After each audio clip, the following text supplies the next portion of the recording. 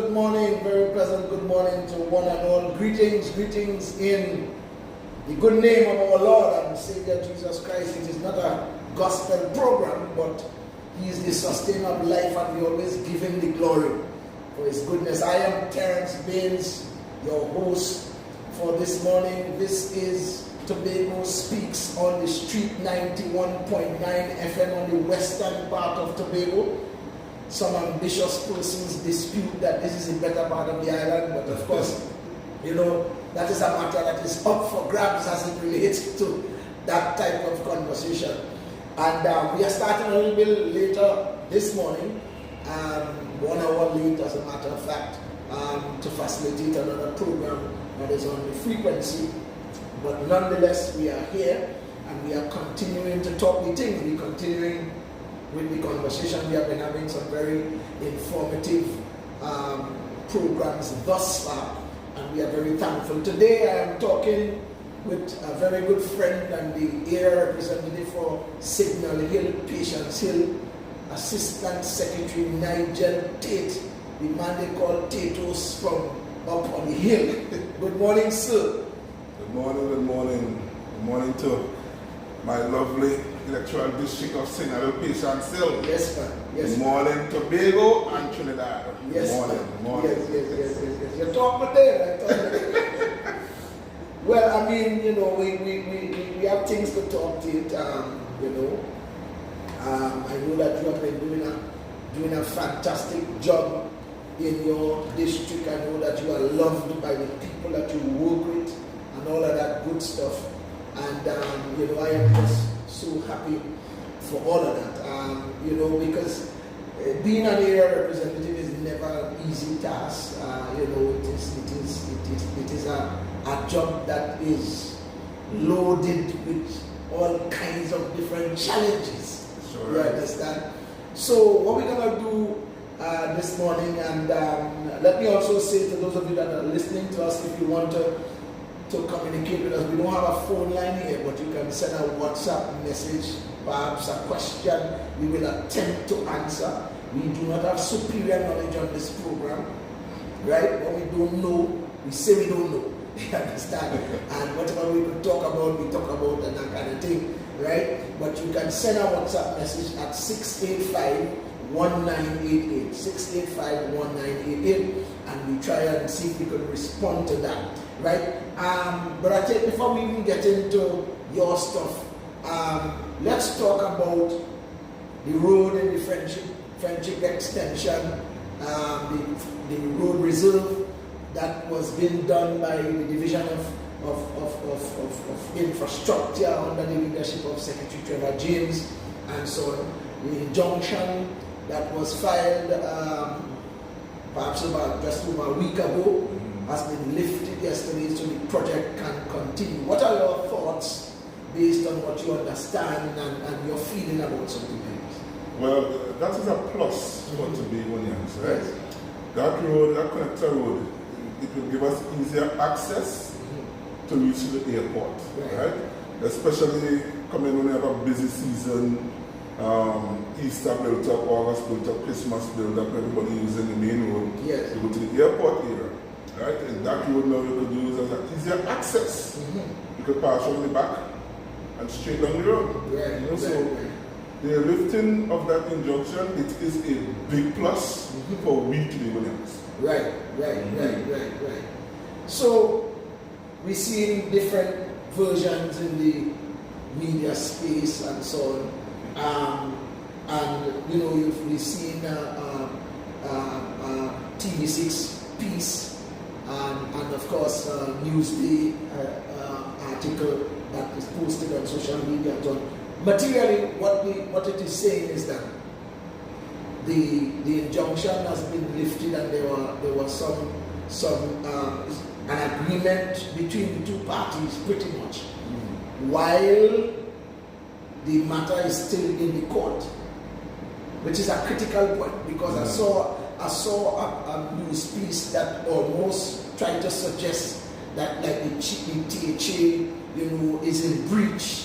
And the THA kind of just trying to get something worked out. You understand what I'm saying? That is not the case at all. What has happened is THA, the Division of Works, which is with the attorneys, file an affidavit, in essence saying that there are some things that the court needs to consider regarding this road, regarding the exposure of the division while the work is stopped and all of that. Also pointing out that according to the laws that deal with highways and so on, that the division was not in breach, and in fact the division did not need to get any kind of approval from town and country and so on. All that is in the thing and so on. And also we learned that what was being said about the division encroaching on the property of the gentleman, that the works were taken some 40 to 50 feet away from his property. So there was no way there was any kind of encumbrance or any kind of problem with him and his property and so on. And his tenure on the property is also a matter of question. Yes. And what the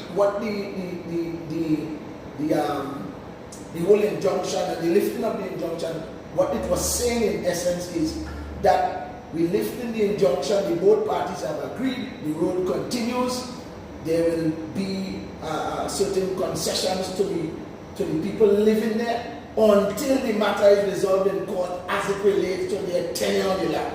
Yes. You understand what I'm saying? Right?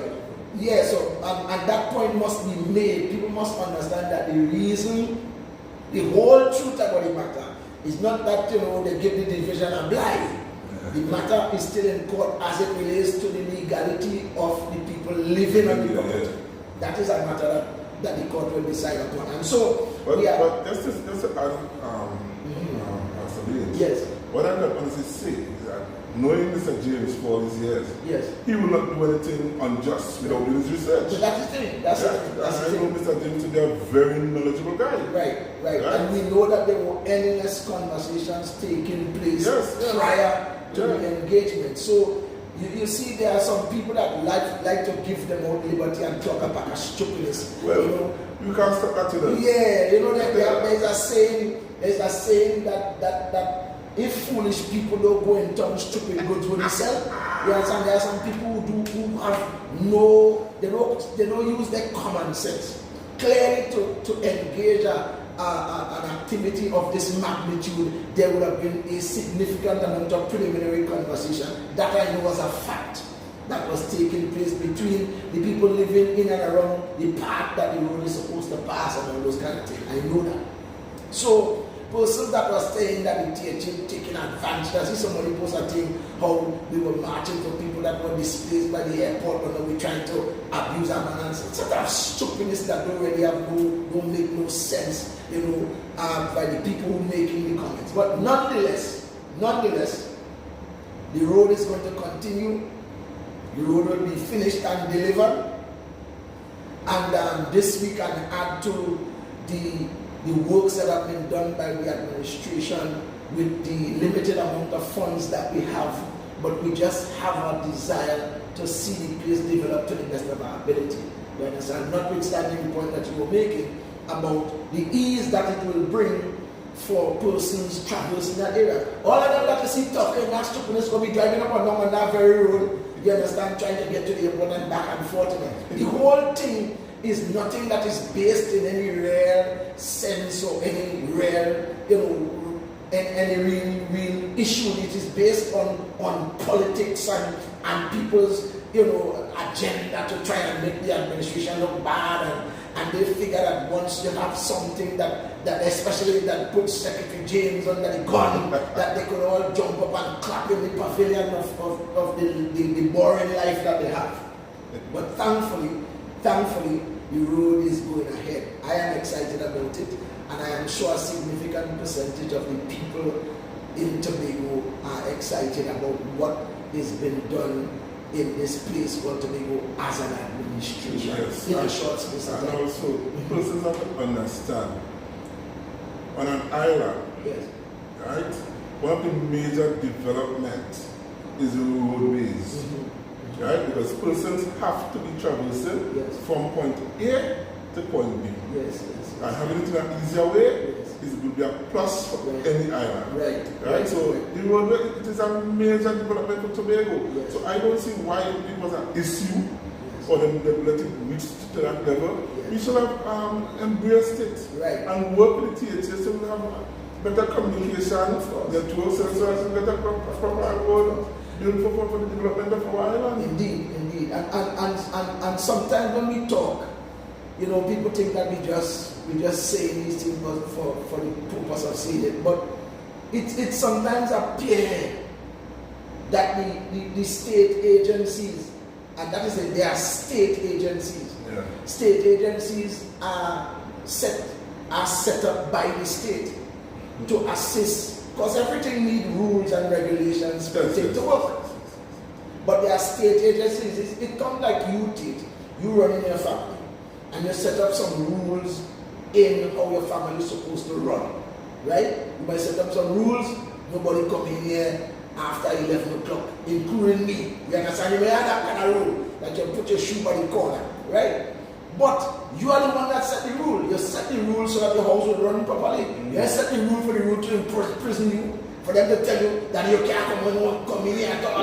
You understand what I'm saying? So the rules are supposed to assist you to go on the journey that you're trying to go on, to accomplish what you're trying to accomplish. Meaning, state agencies are supposed to work with the state to realize whatever the state is trying to realize. So let us assume, although in this particular case, I am with Secretary James because we've been having this conversation long before, that the division, as far as they understood the legislation, did not need permission from the town and country to do this particular development, right?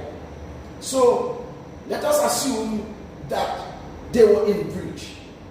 Okay? The state agency that is a body of the state, not supposed to fight against you to stop the thing. They're supposed to work with you, yes. You understand, so that you can get the thing delivered. But the thing is, you see, when the state agencies have their command center in another place, the command center is important. You and I were there with Secretary Pollard at the distribution of land and so on, and Secretary Pollard was telling us that town and country planning was in walking distance from his office and take 90 plus days to respond. To respond to a simple letter. Right, to a simple letter. 90 days. Right.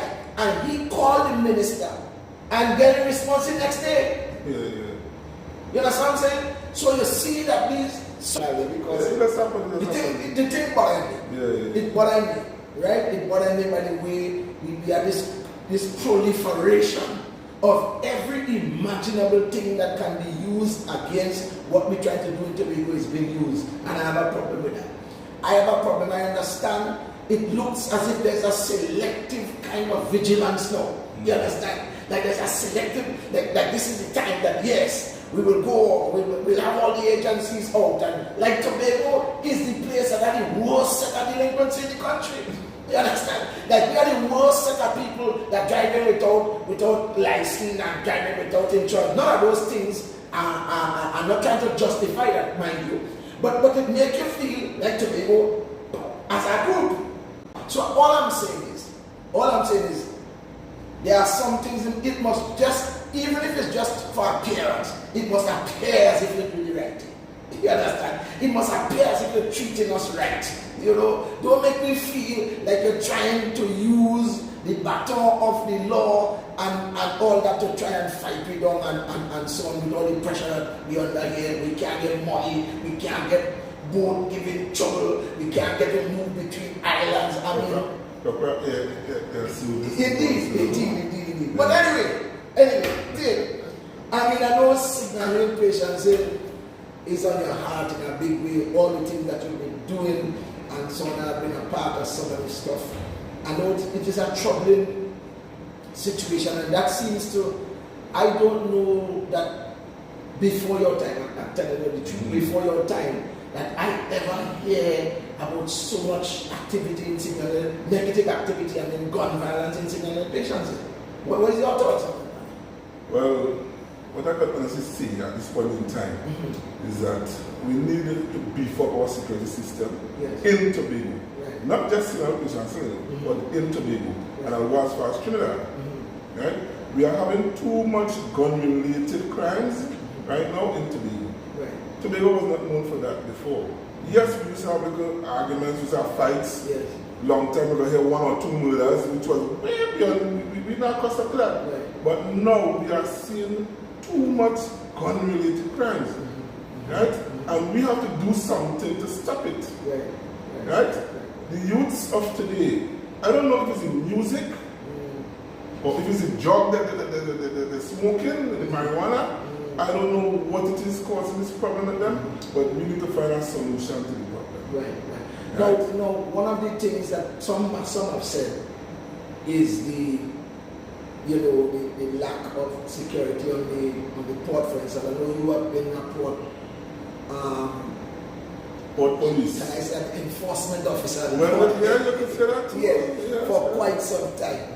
Yes. Right? And talk about that experience. I can share some experience. Right? And as it relates to security and the movement of illicit items between the ports and so on. Well, I've been working, was working on the port, employed in the Port Authority, in the police department for approximately 30 years. Right? This is my new political affiliation. Being appointed as an assemblyman, I had to resign my portfolio. Right? I actually resigned as a corporal. Right? During my tenure there, I witnessed so many illegal activities. And I myself have made a couple cases also. Mainly narcotics, of course. Right? I've been there, I've seen persons trying to smuggle marijuana in vehicles via the tires, spare tires, in the roof, the hoods of the vehicle, inside of the engine, I've witnessed it all. I've seen some of the ladies actually had cocaine wrapped up in their wig, the weave. Plugged into it. I've witnessed that. All of that I've witnessed. I've seen guns coming up in vehicles, in the trunks, in certain compartments of the vehicles, I remember one experience with a certain officer, I don't want to call his name to put his life in danger at this point in time. I remember one time that probably he had a tip-off, and we had cause to stop a pickup, and in searching the pickup, we didn't get anything at all. And that particular officer said, "Take move, something wrong here, man. The information over here, they can't be correct." And we go again and we search again. And then he observed a melon with a line right around. And he said, "Something wrong with this melon." And when he lifted the melon, you could not get the weight as how you know how melon can feel. Because hollow. Yes. So he said, "Nah." So when he busted the melon, inside the melon was compact with compressed marijuana. So what the person did, they cut the melon in half, back the marijuana inside of the melon, and stick back the stick glue, and expected that my partner in the port, who is very, very, very effective, would not have picked it up. And we found it. So these are the kind of things these criminals are trying to do on the port. Although yes, the Port Authority, the Port Authority need to do some beefing up with the security system. Right? In terms of the vehicular scanners, we need vehicular scanners on the port. Right? Where the officers could check through monitors and identify objects, foreign objects, or illegal objects, so to speak, like firearms and these sorts of things coming up. So we need to have that. Also, the scanner itself, the passenger scanner, right? We need a more sophisticated or modernized scanner, where we can easily identify things that that person may have within their system. Because I could say so much things because I have known of persons that have swallowed drugs, and some have inserted the drugs, both male and female, right? So if we have that kind of standard, that we will see that within the system. Right. You know, it will help beef the security and network for illegal things coming from Trinidad to Tobago. Right. And then we go on to a container scanner.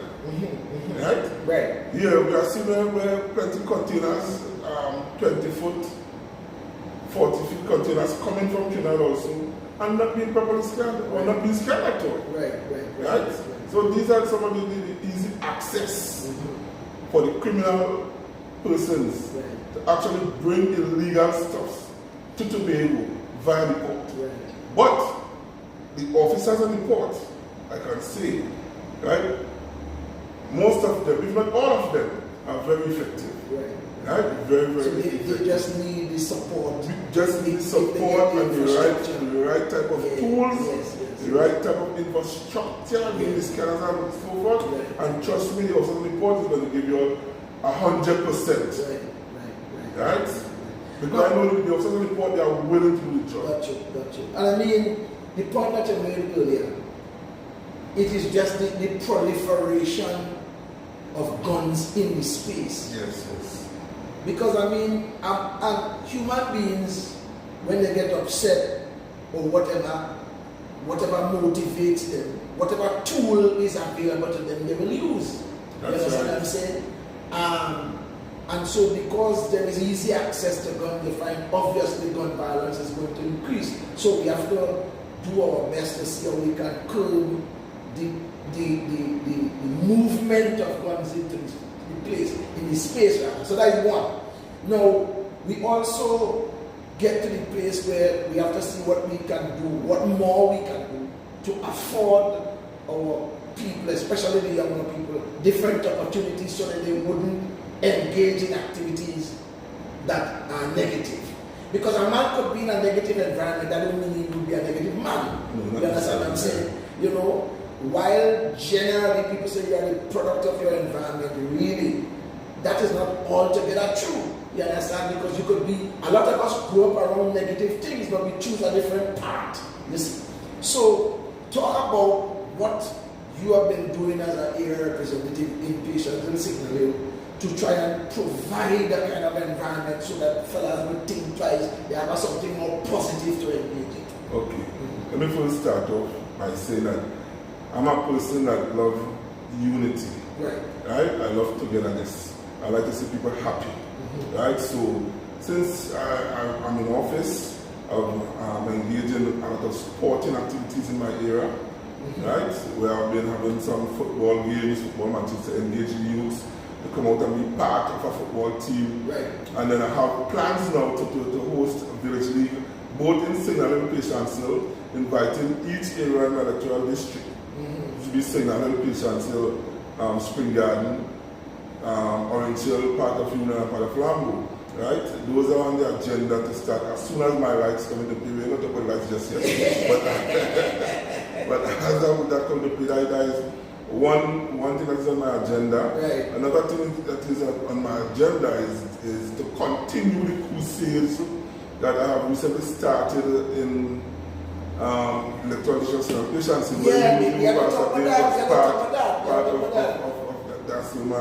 Thanks to all those who came out and supported the crusade. And I can tell you that some of the youths, I was surprised to see some of the youths who were actually attending these crusades. Right. And I remember a particular person came to me one night and said, Mr. Tate, I'm so happy that you have done this for the village, because he started to get lost. He started to go astray. Right? And he felt so touched. Right?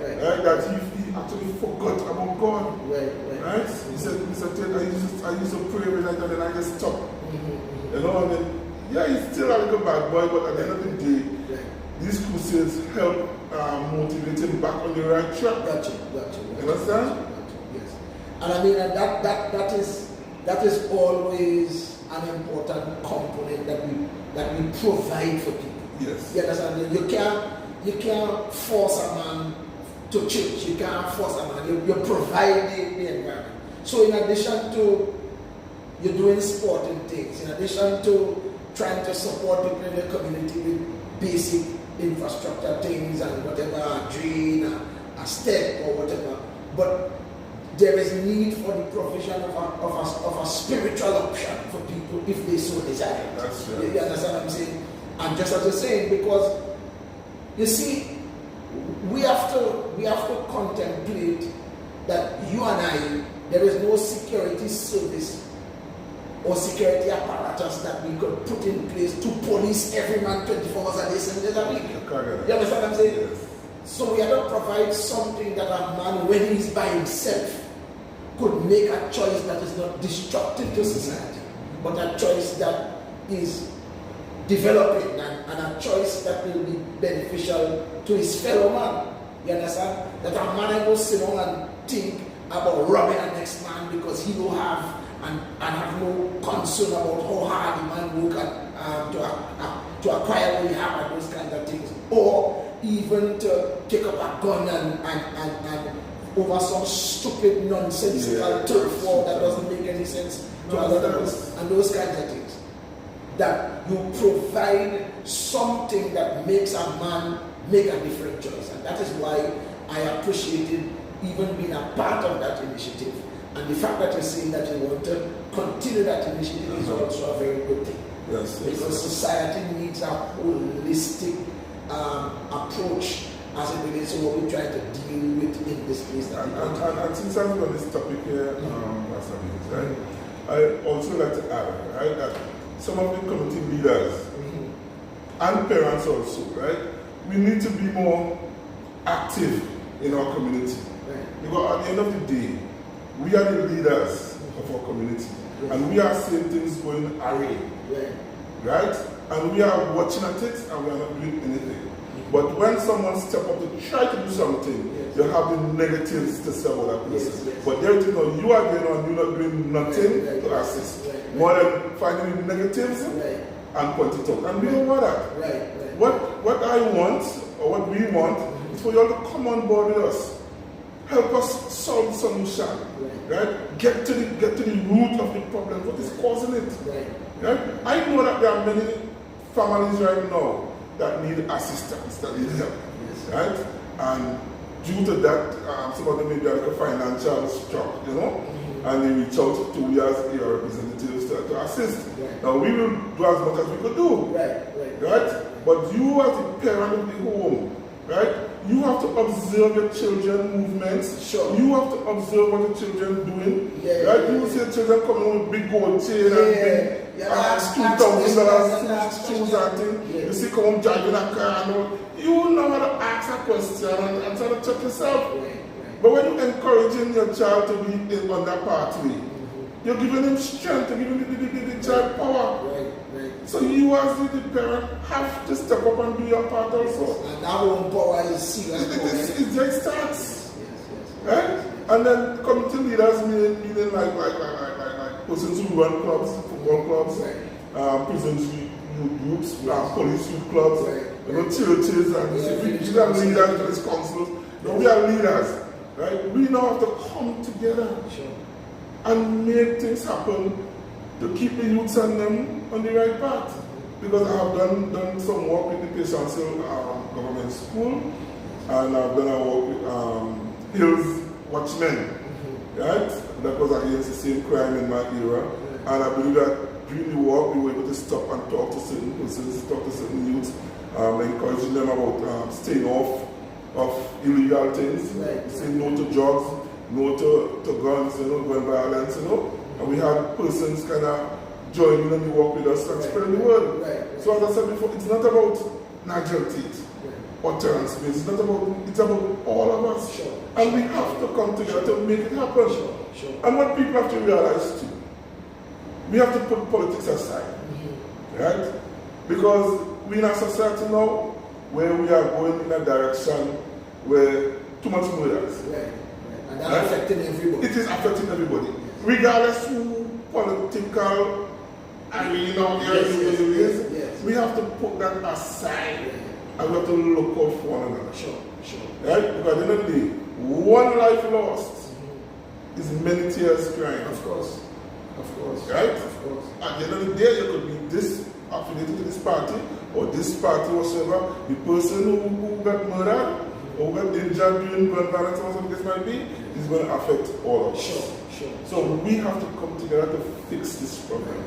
Let me answer this. You know, and I can speak now because community development skills training, well, they've done the registration and stuff last week, and people just paying up their monies I think this week, and the programs will begin in the month of April. I know that we have some offerings in the Patient Hill area. Signal Hill. What is the response, if you could say, from persons taking advantage of this? Well, my district office staff, right? Yes. I notify them about the programs, yes. and they have written it up on the notice board in Signal Hill, and we have been doing walks and informing some of the youths and them to be part of this initiative, right? And the response thus far is good. I cannot give you an exact number at this point in time, right? But we sent out the notices on the notice boards, and we have been informing some of the youths who've been coming in the office on a daily basis, we're telling them about it. And I must say kudos to my district staff, right? They are doing a terrific job thus far, you know. I know them as good people. Yes, man, it's good people, man. They help them out a lot. They like them. Yes, and the reason why I say that too is because, you know, the mandate that we have from an executive level is that we have to support each other. Yes. You understand? Support each other's district, whatever happening in the divisions have to be optimized in a way that it treats with the problem that we are going to be. Yeah. You know, I went to the Police Youth Club site last week for the first time. For the first time, because we bring in another initiative there in collaboration with the Ministry of Youth and National Service, where we're going to install a shade house right there on the compound. And that is going to be something positive for the community, and we can have some of the young people. In fact, the program is a youth-based program. So some of the young people, whether it's people who comes to the very Police Youth Club or others, to engage in this thing and slowly commercialize the thing. You understand? I'm sure that is a positive thing. Additionally, can I just say, big up, big up WPC Jacob, who is actually running the Police Youth Club in Signal Hill along with her staff. She's doing an excellent job. I mean, she keeps me abreast of everything that takes place within the community and what the sports club is, the police club is actually doing right now. And now that we have engaged with the Shade House, another positive again for the community, and I must say kudos to Ms. Jacob again. She's doing an excellent job, and if she's listening, and I say continue doing your hard work, or if anybody listening, I can pass on the message for me. She's doing an excellent job, and I'm going to urge her to continue to do what she's doing. Right. Now, another thing that we are going to be engaging formally and frontally as community development is now the Civilian Conservation Corps. They have 75 students for this cycle. Now, without me knowing all the historical things, they used to be up at what we used to call the camp in Mount St. George and so on, and they were moved from there. They had a nice facility to do all the things that they do. They provide a tremendous amount of skills training and the discipline and that kind that young people need. Those who have the propensity to go astray anyway. You understand? And they were moved to a place on this street that is woefully inadequate. I've gone there and seen the place myself, and I've asked about, what has happened, how they moved from there to there, and I was told that the former regime had this idea to open a university up in the Mount St. George area, and so they moved CCC, but that never happened. And CCC, they're languishing there for space and the basic facilities to be able to effect the kind of program that they have. A lot of community activities taking place because they can't do everything. So we are having a formal engagement. We have the conversation going on right now. We are having a formal engagement. In fact, there's a meeting that is guarded for this morning, where we are preparing to get CCC back to Mount St. George. We have to have some conversation with THTI. Yes, they are occupying there. There always have been a kind of symbiotic relationship between the two entities before. So we're trying to see if we could rekindle that relationship and so on, because there's enough space there, notwithstanding that the CCC people, the principals, they spent a considerable amount of money on the infrastructure up there to facilitate the program. So we're going to be working on that to get CCC back to Mount St. George. You understand? And also, we have been talking about expanding the footprint of those types of programs, which is in collaboration, again, with the Ministry of Youth and National Service, to bring MyLAC and MyPath as well. Nice. You understand what I'm saying? And all these programs are going to add to the pool of services that we provide to assist our young people and giving them different options. Nice. Let me share this with you, right? I don't know if you know before, but I've known the Mount St. George Youth Camp area very well. Yes. I was a product of Mount St. George Youth Camp in 1990. Why 1990? I remember that so good. Yes, everybody. Cool. So yes, so that is another initiative again that is a plus for the youth in Tobago. Sure. Yeah, because Mount St. George Youth Camp is a big area. Yes. Right? Where it have many we just call it dormitories, right? Many areas to kind of house the students there. You know? Yes. So that's very, very good. And the partner with MyLAC and these other agencies. Yes. It will help give the youth an opportunity to go and learn that shit. Of course. Go and do something. So that's going on road and coming and asking about the morning job and all that things. I mean, they're giving something. And what I have been told, I mean, I don't know about the data, but there is a deficiency in skills. Yes. Well, actually, I was getting to that today. Right, that deficiency. You know, that because you're seeing plenty of the youths now, they're not skilled. I'm a certified plumber, you know. Yes. Yes, I'm a certified plumber. Okay, and I just went to that plumbing now, and I was calling and say, I hope you're listening. Not say, I'm sorry, Assistant Secretary Joel Sampson. We hope that you will join us on the program on Friday, right? I thought you were the only plumber that I know as a friend, but I did not know that Assistant Secretary Tate is a certified plumber. Therefore, I will not be harassing you as I used to before. But let me just add to that. After leaving Youth Camp in 1990, right? I was enrolled in the purpose in 1992. So I didn't get to really apply my trade as far as Will you let me see your car tickets in the match so you will come and fix that? You know? So, but at least I had a trade. Or I still have a trade. Yes. I mean, I make a house problems, I don't know things. And I fix one thing. Because I actually am a kind of electrician myself. You understand? And because of how electricals are, you know, you have to, wherever you remember that you take care of yourself around the house. Yes. Stuff around the house, fixing plugs and pipes. Right, because of that person yeah, how healthy this conversation is, right? Yes. We could say we could do that. Because we were engaged as young persons to learn a trade. Sure. Now the youths nowadays, they're not interested in going to learn a trade. Yeah. They're not interested. And there's so much programs out there. That's the thing. That's the thing that is worrisome, because we are getting from some of the facilitators that the kind of interest that they expected. Yeah. It must never be said that we did not provide opportunities. You understand? It must never be said.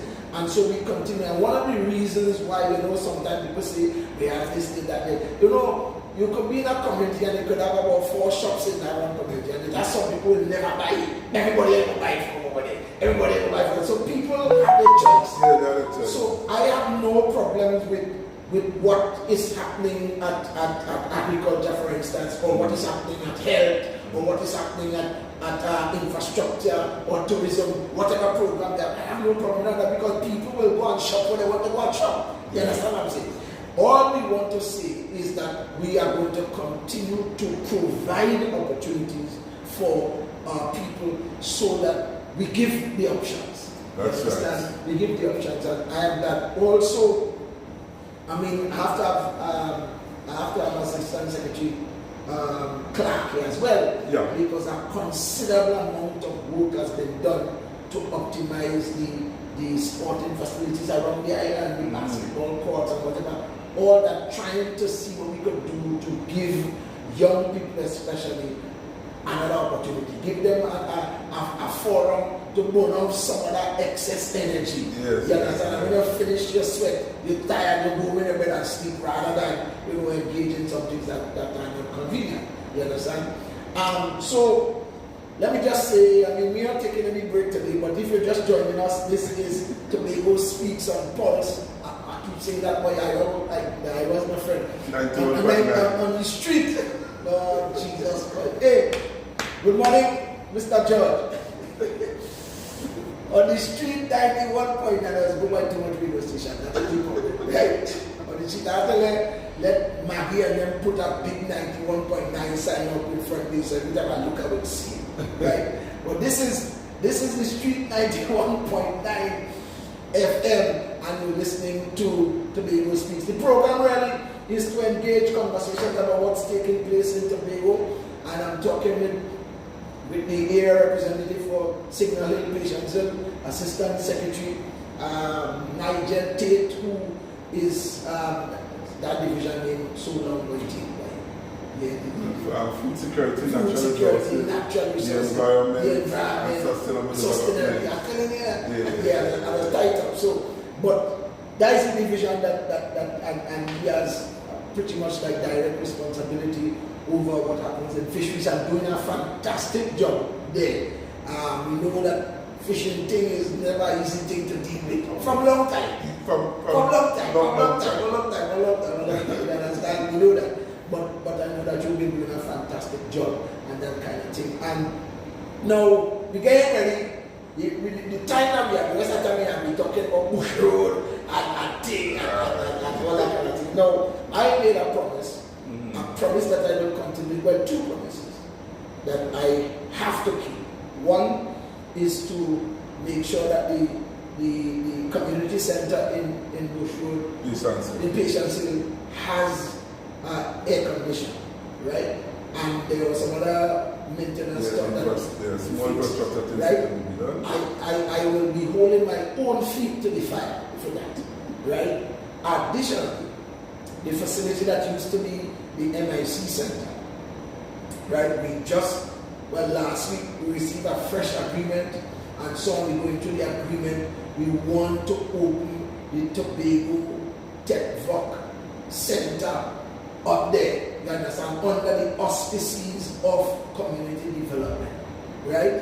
Why? Because when we looked at the response from the vocational skills registration, both last and this year. Last year, we crossed 2,000 something, you understand? We end up graduating about 1,500 people total in the vocational skills and the craft and so on, right? And this year, last week, by Wednesday when we were on the program last week, we had 1,800 people registered already. Wow. So we know that we're going over and stuff, that kind of thing. And we will graduate, I suspect over 1,000 people again this year. Now, when we looked at that kind of response, both from the students and from the tutors, I told myself that there is currency in having an ongoing type of facility. You understand? We're not trying to reinvent the wheel, we're just trying to provide additional services. And I think the community as well is going to benefit from this type of activity there. So that is one thing that I'm committed to as well, that we're going to have this thing and we will launch it as soon as possible. We are working, once we have the legal mind, look at the document and so on, we are going to move ahead with this business. You understand? Let me just say, persons of the electoral district of Signal Patience Hill, yes. You all heard the commitment from the Secretary of Community Development and Sports, Yes, and yes, something about Terance Baynes, yes. what he's doing for our district of St. Patience Hill. Right. Take notes, Yes. and those who will come on board, get on board. Right. Now is the time he has made his commitment here live on radio station 91.9. Yeah. And he said, well, put your feet where? Yeah, put your feet to the fire. He said he's put his feet to the fire. So this is the opportunity for us to grab it. Right, I see Alan Stewart on the line. I make a commitment to Alan Stewart too. And Alan Stewart told me, a man tell him when I'm on the radio, when you're dead on the radio, well done. So, you understand? But let me say kudos to Mr. Alan Stewart for a job done so well with oil spill. Yes. I must say kudos to him, and he's a very hard worker and in a very long time on the report. Is that so I good must say, kudos to him also for doing his job and still continuing the work, so I salute you. Yes, right? Yes, we're coming up there, and have a ceremony to throw that big back TV where it's there. Me and Tate and I will come, lift the TV outside and throw it down in the gully. Anyway, so we had a sort turning last year, June. Something around June thereabout, because Bush Road is a place that, my father had a piece of property to the south of the Bush Road field, which will be, when they're coming on by them sobers and then they come up on the hill, right? So, and we used to go over there and pick up coconut and ox coconut and things for copra and things when I was a little boy. We talking in the 70s, that kind of thing. And I was reminiscing, I said, boy, you never, and sometimes your parents, you can't fault them because their vision is their vision. And kind of view on that little mound there, and I say, boy, this man selling this thing. But he sold the property to build the house that my mother and us lived in at the time. So we can't fault him. You understand what I'm saying? But the point is that field has been there. You would have born and reached that day. You understand? And I'm talking. And I'm in my 50s. Right. So I'm 61. And as I said, I'm in my 50s. Yes. And so, lighting up the field is something that always has been a big issue. A big issue for you. Talk about that. Okay. Well, first, persons may not know the term Bush Road. Right? As Solomon Baynes said, Bush Road. But Bush Road is very Patience Hill recreational field, right? Yes, forgive me. No problem. I know everybody's going to do. The whole of Patience Hill knows that Bush Road. Right. Bush Road is a common name for the field, right? But it's really Patience Hill recreational ground. Right? As I said before, I'm in my 50s, and there is where I actually learn to play sports, take part in sprints, playing cricket. When it's a sprint, what do you mean? Your man, I represented primary school in sprints. Sprint, you say that? Tobago Primary School Athletics Club back then. Okay. I used to represent them in sprinting. He had 600 meters. Look at Tommy the size there. No, I was the man that you get. I was the man, so okay. I was quick. Okay. Well, back to the topic is that that same Bush Road Patience recreational ground is where I actually learned football, cricket, and sprinting. Right. And now I'm in my 50s, I just show how long it was. And then when the TFA, the Football Association, started to bring lights on some of the playgrounds in Tobago, Patience Hill was one of the fields that was earmarked to get lights. Back then, that could have been over 20 years now, over 20 years, right?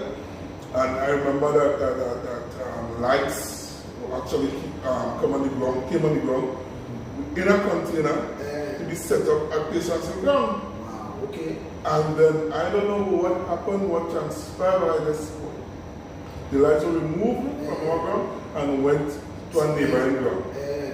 Right? I'm not going to call which ground it was, but a neighboring ground. Not Signal Road, but a neighboring ground. And then Patience Hill was left without no lights, and some of the guys, we continued playing football on the ground. Well, I used to run Patience in Village League, so those who know me, I'm a community man. I like sports. See sports is it, right? So I used to run. It's kind of good too. It's kind of good. We're not going to the shopping park, we're going to get back later, I don't want to. Right? But you know, I actually used to run the leagues, and then I was a part of Patience football team itself. I was a wicked last stopper back in the days. Yeah, man, I mean, nobody can run across me so easy, you know. When I pull out listening to this thing, when you just think actually, Pollard was part of Patience at that time too, you know. Well, yes, it's true. So we will discuss that. But he was part of Patience team also. So I have to bring him back. Well, Pollard was a good player also. He's got good defense also, right? And then, you know, the first female football team of Patience actually started from on the same ground. Is that same Patience ground? Okay. Yeah. And then most times we used to win all the youth tournaments in Tobago under 18, under 20. You know, we were defending the cups back in those days. And then we had Hills United, we moved on from Patience to Hills United. You know, and where we were always up in the top fry in the TFA football. So it is safe to say that Signal Hill Patience Hill has a healthy sports culture. Yes, the culture or the history in Patience in Signal Hill is mainly sports. Right, because I remember in the days of Wanderers and the same. I mean, a man was talking downstairs about Alfie. I remember them days. Alfie was a wicked big man. He was one of the greatest footballers that passed through Tobago. Yes. Even when I'm in Chester, a guy called Strong, he was known in both crickets. Yes, Strong. He was a goalkeeper. And goalkeeper Patience, and we had Ricky Nelson. And I could see a little about Ricky Nelson at this point in time because Ricky Nelson was a member of the strike squad, right? That was in 1989 that got knocked out from the qualifying game against USA. I think I lost 1-0, right? Ricky Nelson also a member of Patience football team. Also I said Patience, you know? So we have produced a lot of players. I'm talking about one more player. I have to talk about Terance Baynes and Warren Butler. I know that name. Warren Butler was the leading goal scorer in Signal Hill, winning the League Cups in 1987, 88, 89. Okay. Right? Came from Patience also. We have Terance Baynes who also take part in the national under 17, under 18. Right? And right now, well, he was a member of the defense force too, and I think he's on pre-retirement now, I believe, I'm not sure. You know, so we have Kevin Nelson. We have done a lot. Right. So Patience Hill recreational ground deserve lights. We more than deserve lights. We more than deserve lights. Because at this point in time, most of our players were, you know, now people working and everybody, you know, they get so caught up in family and things. So most activities just take place after 6. Yes. You know, so most of my players are the representatives. They go on sitting and playing, sitting and only leave sitting and go on better, you know what I mean? So we want to reactivate. Yes. Sure, James. Mr. James is the person who has seen the project with the ID cuts. We don't want to start the football games or start with wire, piece of stones, piece of steel maybe still left on the ground or exposed on the ground. So we did not sweep on the field, so we asked. So we sorry about that, but we have too much to do, right? Doing a fantastic refurbish that facility and so on. And thus far, she is paving the way for success. Yes. Let's don't abuse it. Use it as if it's your own personal chiller that you have. Yes. Dr. Faith and Secretary Hackett and members have nothing good to see when they see us on the football field. Yeah, but